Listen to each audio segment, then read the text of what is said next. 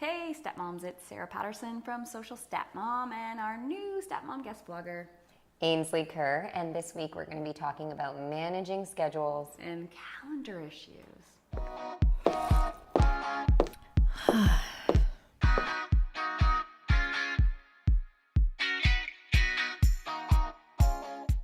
Last week we spoke about some broad topics, but I know you wanted to dive into the specifics. Yes, I wanted to ask you, how on earth do you manage it, Sarah Paterson?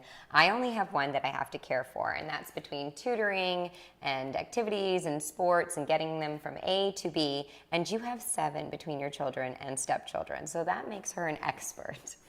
Do you know who I am? No, I can't say that I do.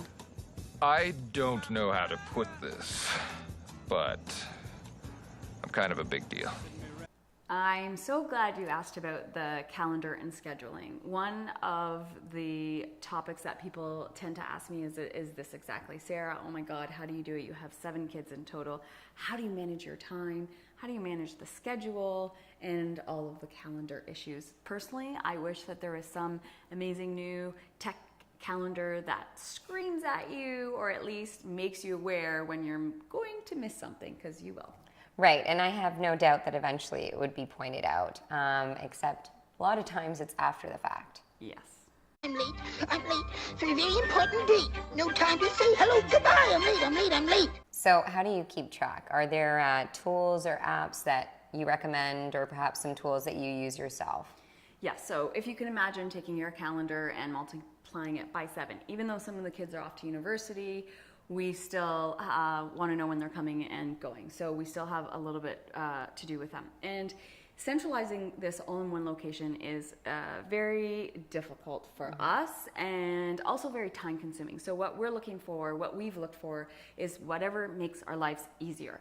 So there are some tools out there that don't cost anything, and you can do calendar sharing, your basic calendars, to some that are subscription based, and they're a little bit more tech savvy calendars and intelligent, if I might say. Some of these are the Family Wall, Our Family Wizard, Hub, Cozy, and Kidganizer, and we'll post those in the link below, but those are some great tools, and my suggestion is that what works for me might not work for you, what might not work for you. So do your research, but really read the reviews. The reviews will really help you on what people have experienced, and then you might say, you know what, that doesn't work for me. So read reviews. If you don't know how Google works, let me try to explain it to you. If you type in a question to a computer, it gets sent to a man at Google's headquarters, and then he looks it up on Yahoo. I mean, or you could just do an old-fashioned wall calendar. Sarah's one-upped us on that one. She's got an amazing wall calendar. Okay, yeah. So I do have also a wall calendar that helps us significantly. So what did I do?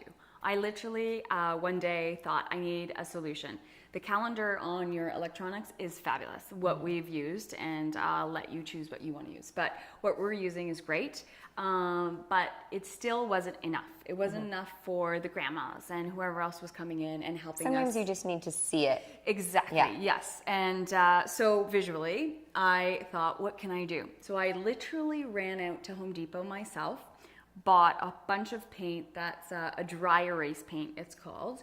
And I bought all the brushes and I marked up a big square like a board and I painted it myself.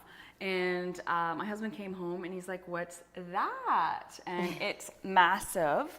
And I put everybody's calendar in it and I color coded it, and each week we update it. And what it does is it allowed for us to say who's driving where and for what time and what place, and it had all that information in it. It's actually a very inexpensive way. I mean, the paint's only a couple bucks or $10 or $20. And it's kind of fun. You can involve the kids in it as well, and then they know everyone else's schedule. Yeah, and then it's something that you can see.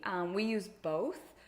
the electronic one and the one on our wall, but it really does help. But these are sort of the solutions that I'm here to help with and offer. But again, if you don't have a big wall, even a small wall works, or a chalkboard if you can buy one. But there are a few things. You just have to be sort of creative about it. And that was what I was creative. So I painted, and it was a lot of fun, but it worked for us.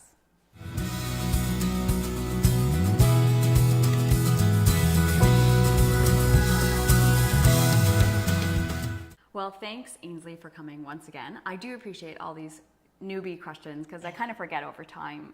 You know, these things just, you learn over time and it becomes sort of natural to you or normal to you. Yeah, well, thank you for being such a huge help.